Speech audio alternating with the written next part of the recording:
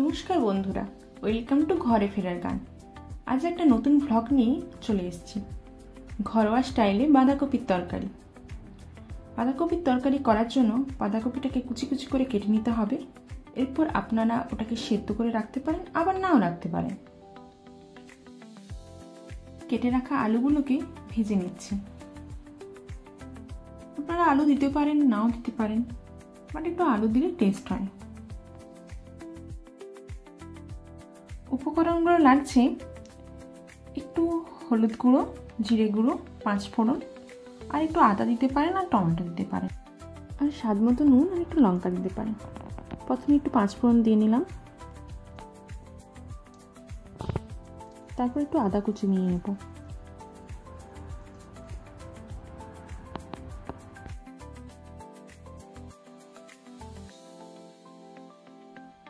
তারপর কুচনো টমেটোগুলো দিয়ে ভালো করে ভেজে নিতে হবে।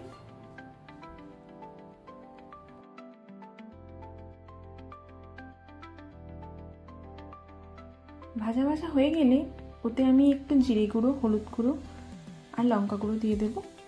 আপনারা কাঁচা লঙ্কা দিতে পারেন।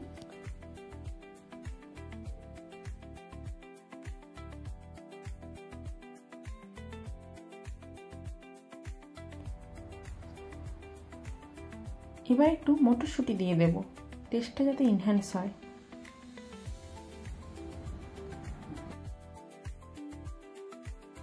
এবার ভালো করে নাড়তে থাকুন যতক্ষণ না মশলার গন্ধটা চলে যায়।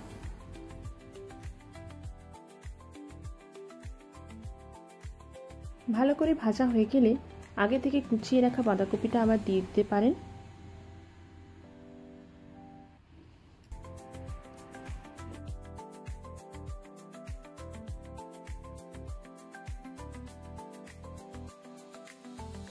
এবার ভালো করে নাড়তে থাকুন, পুরো মশলাটা যাতে বাঁধাকপির সঙ্গে মিশে যায়।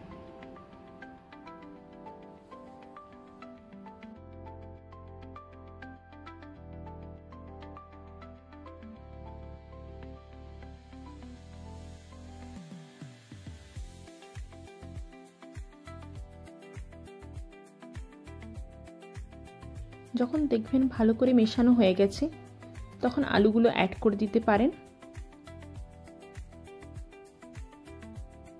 দিয়ে এবার নাড়তে থাকুন।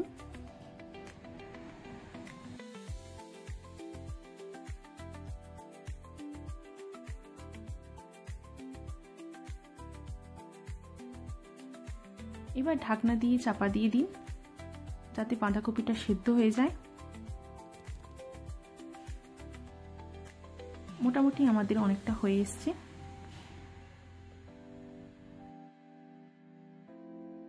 এই যে আমাদের রেডি বাঁধাকপির তরকারি। এবার এটা আপনি আপনার মনের মানুষকে সার্ভ করতে পারেন। আর ভালো লাগলে একটা ঘরে ফেরার গানে লাইক করে দেবেন। Thank you.